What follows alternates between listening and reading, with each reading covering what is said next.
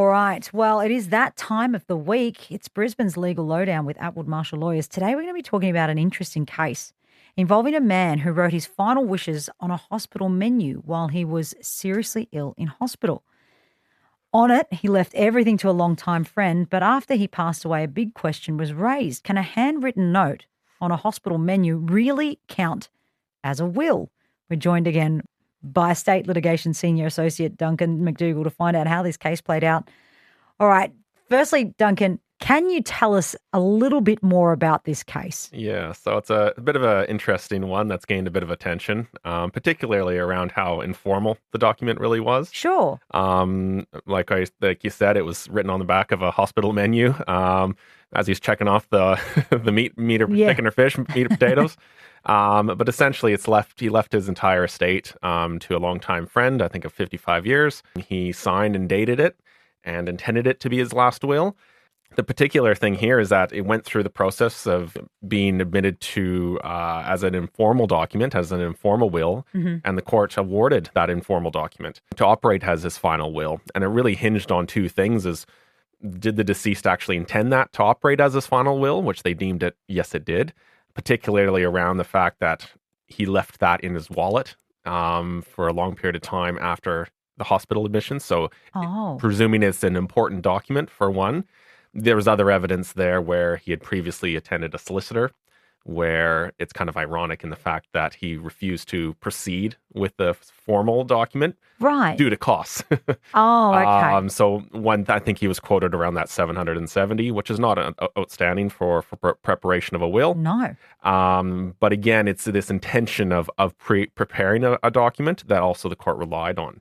So because the flip side of that is yeah, sure, okay, he was walking around with this informal will written on the back of a hospital menu in his wallet, but perhaps the intention was to never have it enacted. Potentially, yeah. And I mean, this is the difficult position the court has with these sorts of things, and it's very hard to get these sort of informal documents over the line because there's generally a set of very strict legal requirements for a will to be valid, and that's signed by the deceased in the presence of two witnesses, all using the same pen, all in the same room, all together, properly dispensing with his estate, properly dealing with the residue of the estate, properly appointing executors under the will. Yeah. So it's interesting how this one got over the line, but again, it turns on that fact, well, is the court satisfied that it actually intended to be the document, or was it simply just a letter of, or some sort of wishes, instructions, anything, or intending to eventually formalize it later? There's so many questions I want to ask Duncan about this.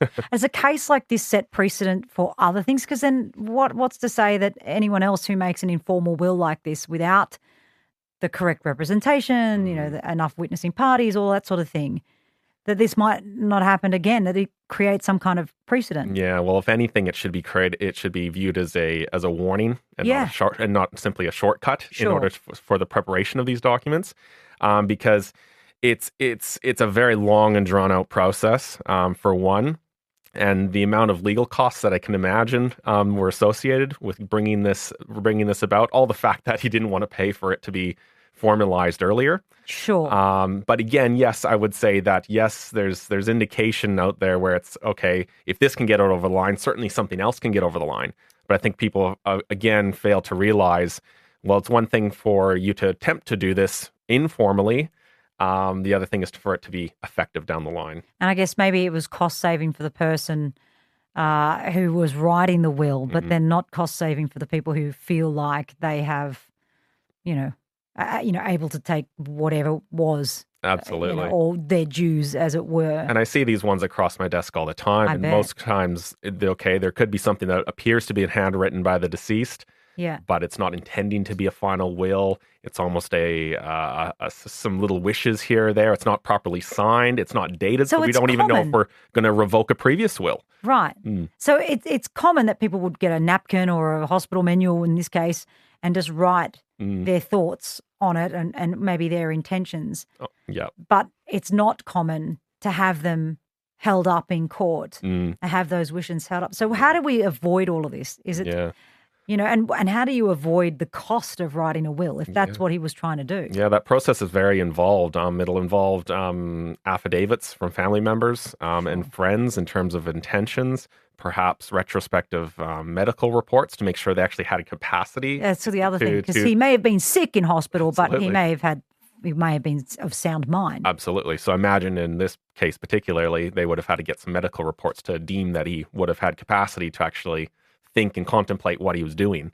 And potentially handwriting experts. So it's one thing for a document to say it's been handwritten by Dad. Right. When another thing it says, well, it could have been certainly typed up by somebody else or handwritten by somebody else with Dad's signature on it. And then just signed. Yeah. That's the other thing that you said, when you do a will properly, or any legal document really, and you need to have it cited by other witnesses and things, what's with the same pen rule? Who's actually going to analyse whether you use the same pen? Well, I mean, specifically when making an application to the court for probate, for example, a court will look at these requirements, these formal requirements, and say, well, one person's using a blue pen. Who says that they were present in the same room with the deceased at the time of executing this will? It could have been something last minute, somebody else What if the ink ran out on the blue pen and you only had a black one to replace it? Well, this is all important to get it done with a solicitor who makes sure these sort of formal legal requirements are met to avoid the costs and the time and expense of getting these things across the line. Because that's the other thing too. There's processes and costs involved. That's time, that's money. When not only are you going to challenge an old will, but rely, I guess, on a handwritten napkin or whatever to make sure that someone's final wishes are, adhered to. That's it. And I mean, even people have these comments where, well, can I just make a video saying what I want to say? Yeah, can you? You can, but again, it's very hard to get them across the line because who knows who's behind the camera? Oh, if it's like a hostage situation. I mean, if you want to go that far, but yeah, who knows? Proof of life video. Exactly, yeah. And it's a lot of, did they really intend this? Again, capacity issues. Sure. Who was present to witness the intentions here? Do they fully understand the risks of claims against this estate as well? Particularly with this case, they got it over the line, yes, but there was still a risk of a family provision claim that come out of the woodworks where a stepchild made a claim against the estate. Right. So she benefited under the previous 2007 will, or sorry, the 2004, 2007 will. That's why there was this dispute as to whether this new will be admitted or not. Right. Made a family provision claim. The court said, well, she's a mother of two children, single, could show need from the estate. And the court properly awarded her. I think she ended up with $200,000 from the estate for her proper maintenance and support. Wow. Okay. But all of this would be avoided if you'd have put it all in proper place, and not for the people that are left on this planet to fight over things.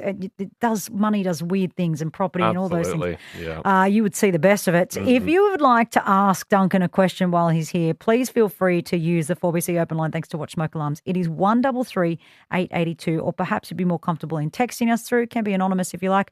0499 880 882. We're talking about wills and preparation of wills, and why it might be advisable not to do it on the back of a hospital menu or a handwritten note or on a napkin or whatever it might be. Because this particular case that we're talking about, it's happened just recently, and it was upheld, but it's not the end of the case. It's not as open and shut as, the court accepting that the will was the one that he's written on a menu. Yeah, and that's exactly it. There's not a one-stop thing where, yes, it's submitted, but there's, again, all these risks that can come out from it, whether or not it was properly dispensed with. So, for example, I see some informal documents where, okay, they appear to have been typed up online, or some do-it-yourself will, what appears to be a will, but perhaps it doesn't actually deal with the residue of your estate or the balance of your estate. Perhaps there's all these specific gifts. So really, in that instance, the estate will be distributed what's called a partial intestacy, which is down to legislative rules of who is to benefit from the residue, for example. So or like I mentioned earlier, with these family provision claims that can come out of the woodworks. Right. So could be construction issues with the will itself, and claims that can come out from eligible people who can make claims against the estate, in which the executors are going to have to defend regardless anyways. Right, okay. Or they may not have known about either. Absolutely. And again, getting it properly done from the outset, you can have those discussions about ways you can sort of mitigate those risks, making sure it's done properly. All right. If there is a key lesson in all of this for anyone listening who might be, and this is something I will talk about later down the track, I need to do my will. I haven't done it. I know that's very irresponsible. But cost is a barrier. Like I've had everything quoted from $500 to do it up to $2,500, which, you know, half nothing is nothing. So I have to pay $2,500 to get half of nothing is a lot. But what is the key take home? What's the key lesson here, the case that we can take away from this particular case? I know cost can always be a big thing, especially in today's world. But I mean, at the end of the day, think of it as like an insurance policy. You're investing into something that, to avoid the risk and the ongoing costs and the emotional turmoil for your family members, because that's likely what's going to happen if it's not done properly. So by getting it done right now with somebody who's qualified to understand everything, making sure they're asking you the right questions, making sure you understand exactly all the risks to your estate and how to properly deal with your assets, whether they be estate assets or non-estate assets, such as superannuation, trust assets, etc., making sure it's a well-rounded estate plan to properly reflect your wishes. Just to round things off today with you, Duncan, we have a call on 133 882. Chris from Bribie Island has called through. Hello, Chris. Hello, how are you? I'm well. You've got a question you'd like to ask Duncan MacDougall. If I could ask Duncan, that would be fantastic. Go for it. Ask away. Okay. Hi, Duncan. When my husband and I did our will, I didn't realise the solicitor said, to do contracts, but I didn't realise that they were binding. Now, are they binding? Can I change my will without my husband's consent, or do I have to have his consent? Is this in relation to some sort of deed of mutual wills that you might be referring to, like when you say contract? Yes. Yeah. So again, that's going to have to be properly reviewed by an estate planning lawyer to see what your options might be. Because what a deed of mutual wills attempts to do is to avoid any sort of risks of claims, or if the parties contemplate, well, I'm not going to change my will down the track in the event one of us is to survive the other. Particularly around some sort of blended family situations.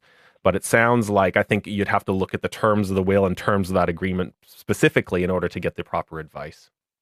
Oh, okay, yeah, because it was, 25 years ago. And of course, then things change.